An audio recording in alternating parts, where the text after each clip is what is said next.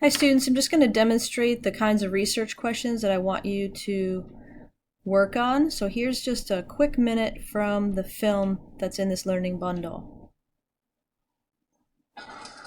The details are in the data.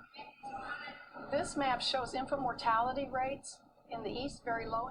For Louisville, we've generated data maps to get a clearer picture of what conditions correlate to illness and death across our city. Death rates from lung cancer, a little bit better outcome in the east. So the lighter shades mean lower rates of death and illness, and the darker shades mean higher rates. The highest rates of death from diseases of the heart are in the West End, and that even does extend. Embedded in the data is a somewhat morbid but revealing indicator of population health: excess death.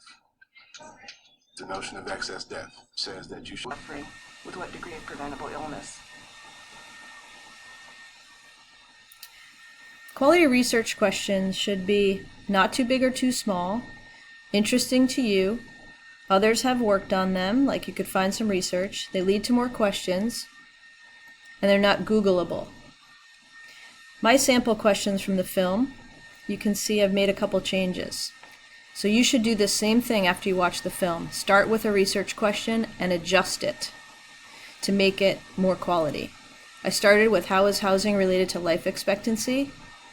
That was pretty broad. Try to make it more specific. Why do people in Louisville, Kentucky have such varied life expectancies? And then finally, to make it realistic for maybe a 2 to 3 page paper, which environmental factors contribute to the 9-year difference in life expectancy between residents of District 24 and District 12 in Louisville, Kentucky?